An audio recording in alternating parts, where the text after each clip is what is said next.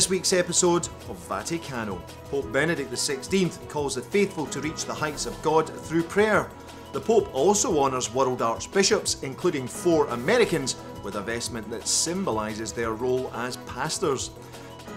Australian pilgrims mobilise for 2 of their own archbishops and their first saint. The US bishops promoted Fortnight for Religious Freedom as observed in Rome. Also, the Syrian bishop voices his concern for the future of the nation's Christians, and young communicators descend on Rome for a conference on evangelization through digital media. All this, plus the Angelus and the exciting opening of the new EWTN office in Rome, coming up after this.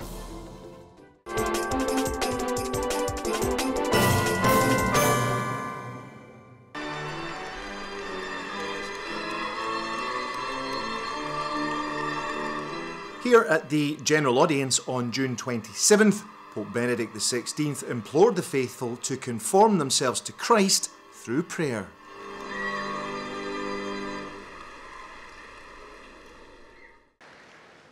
Dear brothers and sisters, as part of our continuing reflection on prayer in the letters of St. Paul, we now turn to the great Christological hymn found in the letter to the Philippians. Paul, a prisoner for the gospel, exhorts his hearers to the deep joy which is the fruit of our imitation of God's Son, who humbled himself and took on our human nature. Christ's complete obedience to the will of the Father, even to death on the cross, reverses the sin of Adam and restores our original dignity. Therefore God highly exalted him and gave him the name of Lord. At the name of Jesus, then every knee must be bent in heaven, on earth, and under the earth.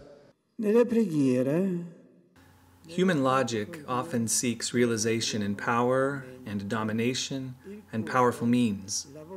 Man still wants to build the Tower of Babel with his own strength, to reach the heights of God, to be like God. The Incarnation and the Cross remind us that full realization lies in conforming our human will to that of the Father, in emptying ourselves of our selfishness in order to fill ourselves with the love of God, and thus to become truly capable of loving one another. Man does not find himself by remaining within himself, asserting himself. Man finds himself only when he goes outside of himself. Only if we leave ourselves do we find ourselves. As Jesus' exaltation took place through his abasement, so in our lives and our prayer, we discover that by lowering ourselves in humility and love, we are lifted up to God. May we more frequently bend the knee in praise and worship of Christ's divinity and his lordship over all creation. In our prayer, may we be ever more faithful witnesses of his sovereignty in our every thought, word, and deed. Domine Domini, qui fecit caelum et terra, benedicat vos omnipotens Deus, Pater et Filius et Spiritus Sanctus. Amen.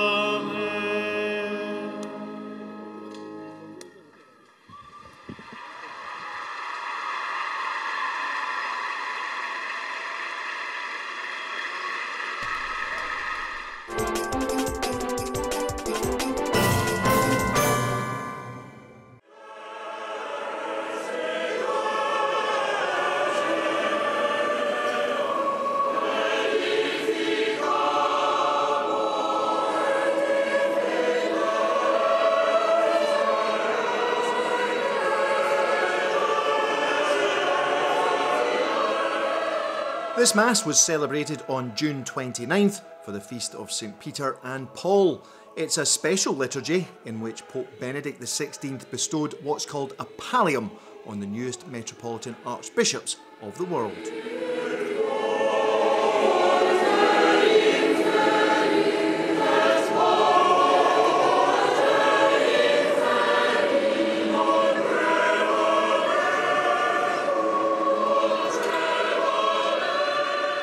A pallium is a symbol of a relationship of unity and love between the Archbishop of a particular church, we call it Metropolitan Archdiocese, and the Holy Father. So it's a gift from him to symbolize his love for us and to symbolize our unity with the chair of St. Peter. It's made out of wool and it's placed over our shoulders, so that reminds us of Jesus. You know, you've seen pictures of the Good Shepherd carrying a lost sheep on his shoulders, and you know, the word pastor is the Latin word for a shepherd, and so our role as bishops is to shepherd our people. So it's a symbol of the burden of looking for and carrying lost sheep. Now, it's associated with diocese rather than with an individual. There are many archbishops here working for the Pope who don't have diocese. They never receive a pallium. And so when I took off my pallium in Denver when I moved, I left it there because it was a symbol of my ministry in that diocese. So when you're an archbishop and you move to another archdiocese, you get another pallium as a symbol of my responsibility now for the people of Philadelphia. So I was able to focus on praying for my people and my priests and all the issues we have in Philadelphia. So I just carried them in my heart and in my mind and in my prayers today at Mass. When I went up to receive the pallium, I truly felt humbled, thinking, who am I to be receiving this great gift and this sign of unity with the Holy Father, and to be receiving it from Benedict XVI. And my heart was just filled with joy, and also with just a deep awareness of the Father's love for me, of his call to me to be his priest and to serve the Church in this manner and to serve Christ in this manner. And so there was a renewal of that call to serve by the Trinity, and I was very much aware of that. And then also the image of Mary that was there holding the Christ child, was just knowing of her protection, knowing of her love for me, and seeing that and really entrusting things to her too in my new diocese that I will be going to in July.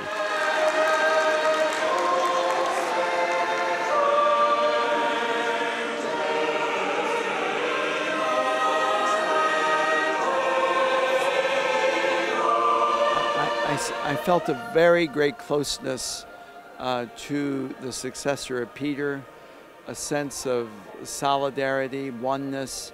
I felt his own pastoral love, and of course a sense of wonder and awe. The Holy Father remembered that Baltimore is the oldest archdiocese in the United States, and without any prompting from me, said that to me.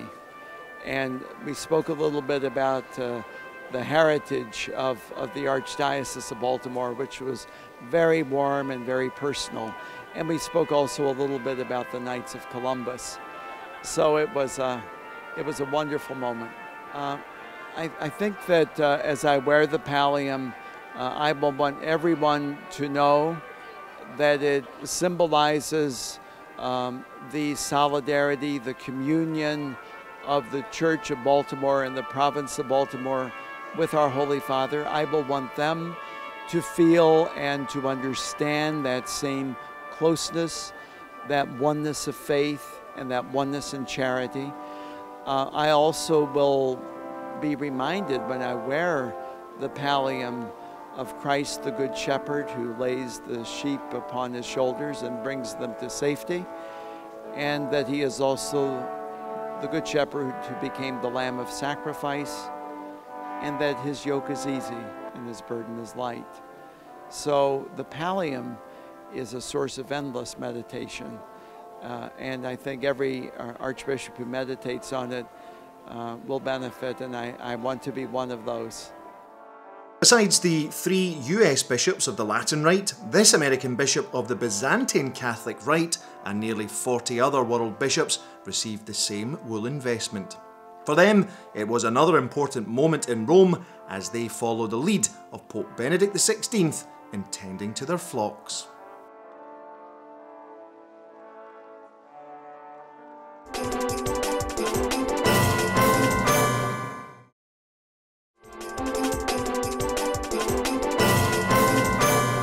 Welcome back. You're watching Vaticano. These Australians were among the thousands of pilgrims on the streets of Rome at the end of June. They were emotionally charged as they followed in the footsteps of their nation's first saint, Saint Mary MacKillop, and supported their newest Archbishop. I had a 15-month-old grandson 24 years ago who had cancer, and my husband was the principal at a St. Joseph's school, and the nuns gave us a relic, and Joshua had an operation, had his kidney out, had chemo. He's now 24, and we go to Mary MacKillop's grave once a year in Sydney as a thank you. So, and I couldn't get to the beatification, so this was a wonderful opportunity. It's a great opportunity to come and to join with other pilgrims from all over the world to celebrate such a significant event as the Feast of St. Peter and Paul. For us, it's a special year this year because we've just received the appointment of a new Archbishop, Archbishop Coleridge, who will receive his pallium. It's a unique experience of the communion, which, as the Pope said during the homily today, is the Church. It's not an element of the Church's life, that's what the Church is, this deep sense of communion. And it's not just with the Archbishops, with the Pope, that's part of it, but I come as the leader of the Archdiocese of Brisbane, so it's the communion of the Archdiocese of Brisbane with the See of Peter, and that's a beautiful and powerful thing. And then when I walked in to see all the other Metropolitan Archbishops who were receiving the pallium, there were old friends of mine, so and I met some new friends among those Archbishops. So there's this extraordinary bond of communion that is the Church, and when you touch it, as you do today, and are touched by it, it's deeply moving and powerful because it's so intensely human. But because it's so intensely human, it actually touches the divine. And that's the same Catholic Church he and his pilgrims represent in the land down under.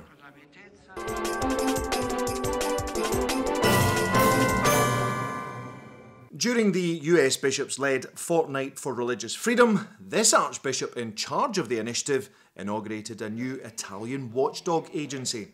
It will work from Rome to keep an eye out for religious freedom around the world. The stage was used to highlight the mission of the Catholic Church in this context. Without abandoning its legitimate role in seeing to the health and safety of its citizens, our form of government is obliged, legally and morally, to recognize the freedom of religion of individuals and also the freedom of religion for religious institutions that serve not only their own members, but indeed the common good of society. In a word, protecting the rights and human dignity of individuals and serving the common good through a network of organized charities and schools are a deeply ingrained part of the Church's mission, not a sideline, not a secular business component, not an optional extra. The Church serves those in need not because they are Catholic, but rather because we are Catholic. And the Church has done this from the beginning, even when her members suffered persecution at the hands of Roman emperors. While Archbishop Laurie was inaugurating the agency, the US Supreme Court approved the constitutionality of President Barack Obama's Affordable Care Act. Despite the promise of a more secure future, it raises questions about abortion funding, conscience protection, and treatment of immigrants. The Archbishop said that the fight to modify the legislation to protect citizens is still on. The Supreme Court's decision was about technicalities in the whole law. The bishops have not sought the overturning of the whole law, but we've sought to rid the law of providing funds for abortion. We've sought to add conscience protection, and we've sought to make it possible for immigrants to buy health insurance. None of those things was decided. The Fortnight of Freedom is still on. The lawsuits to win our First Amendment rights back are still on. We're asking everybody to pray, to work, to contact their elected representatives. There should be new interest in a legislative fix for the defects of that law. And then there's the whole broader question of defending religious liberty in general. The fact that you could have an HHS mandate, the fact that the administration could tell us we don't have any particular rights in whom we hire as ministers. This means there is a great deal of hostility toward organized religion. It reflects our culture. We have praying to do, we have studying to do, and we have work to do, advocacy to do.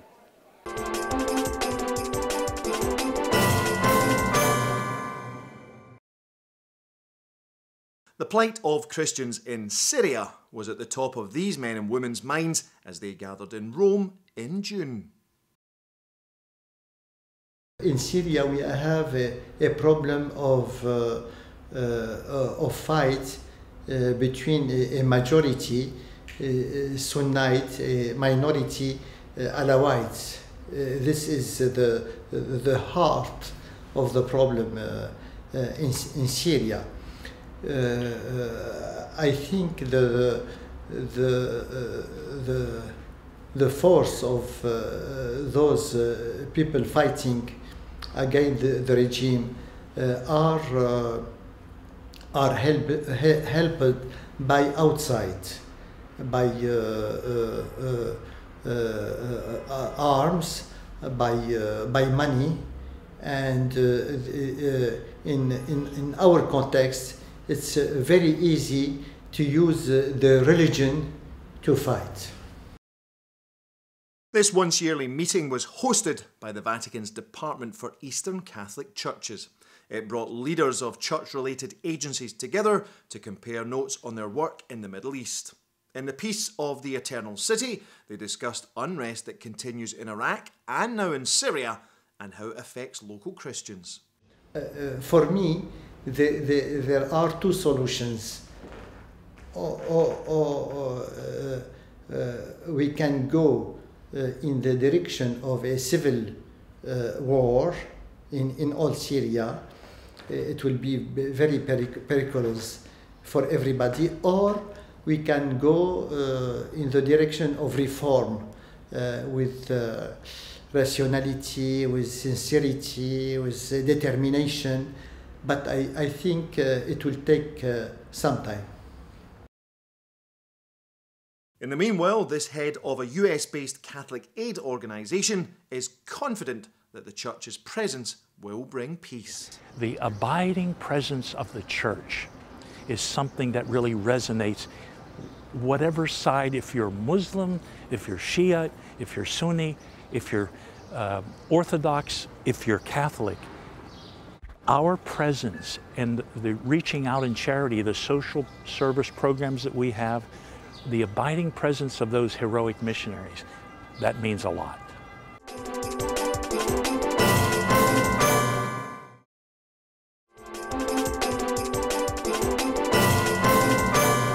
Welcome back. You're watching Vaticano. So the expression of this logic is the question. European Christians working in the digital media met for 4 days in Rome in June. This conference, held every year, aims to help Christians strengthen their network and support each other. The European Christian Internet Conference is a great way for learning about internet projects in churches around Europe and having an exchange with colleagues who are working on similar issues. And this one is focusing particularly on presenting the church and the Christian faith in the mobile era of the internet, like being present via mobile phones wherever people are. Most of webmasters, they comes from Northern Europe, from Finland, Sweden, and from Germany. And they usually keep in touch during the year, and they can see each other in presence one time in the year. Is the annual conference, and this here, this conference is in Rome. It's a big opportunity to exchange also the faith.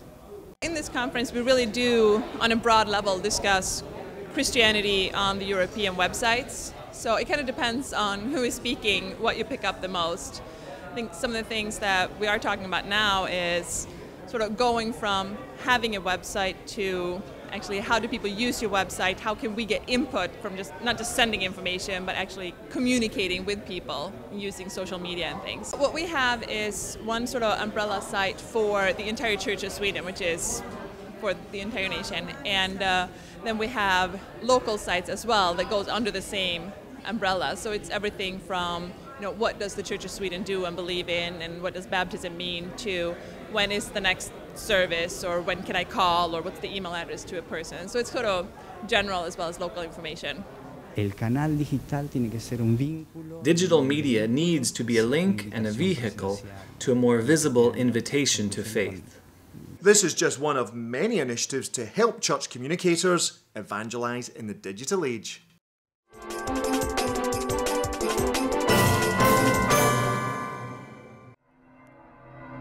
On Sunday, July the 1st, Pope Benedict XVI commented on the two stories of healing from the day's Gospel reading.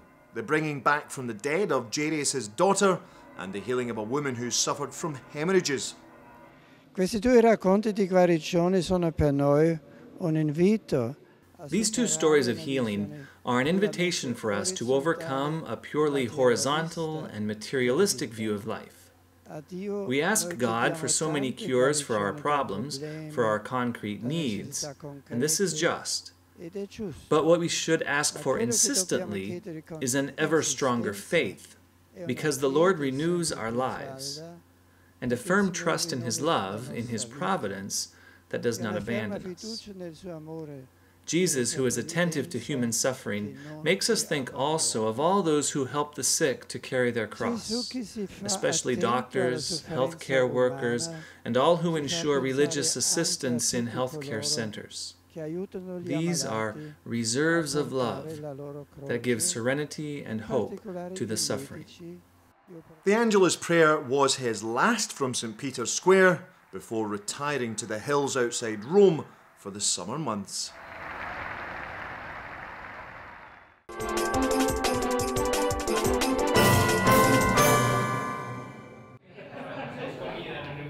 EWTN now has a new office in Rome. With the official blessing of Archbishop Charles J. Chaput on June the 28th and a small reception nearby, it was officially inaugurated. My hope for the new Bureau is really that it allows us to present things from Rome and to show our audience around the world in an even better, deeper, and more regular fashion what is going on here in the heart of the church, and those things that impact them as they sit in the pew, whether they're in New York or in Manila or Sydney or Toronto, wherever they may be. I think this new office here allows us to be of greater service to the Church Universal. Certainly we couldn't take this step without thinking of Mother Angelica and calling to mind Mother Angelica. And as I shared with the group who gathered this evening, Mother's iconic phrase that unless we're willing to do the ridiculous, God can't accomplish the miraculous. And I think this is just another step in EWTN doing something somewhat ridiculous in the eyes of the world by opening an office here halfway around the world in Rome. But I know that, like so much in the history of EWTN, God will use this to accomplish the miraculous. The Holy Father, particularly Pope Benedict XVI, is such a tremendous pastor and a tremendous teacher, a tremendous father. And so I think the more that we can distribute his words and his teachings and his presence really around the world, the better that is for all of our audience, wherever they are. I had the opportunity to speak with the Holy Father during this visit to Rome, and I was really encouraged by him. He told me that he was very much aware of the work of EWTN around the world, and that he was personally very grateful for what EWTN has done, not only for him but for the Church, and that in the cause of the new evangelization, EWTN is a very, very important tool for the church, and he encouraged us to continue the great work that we were doing. And so to have that kind of affirmation from the Holy Father was certainly wonderful and certainly tremendous, and to know that we play a role in helping to bring his message to people around the world. The office is working for that purpose. It will support EWTN News from Rome and produce this weekly television programme Vaticano for you.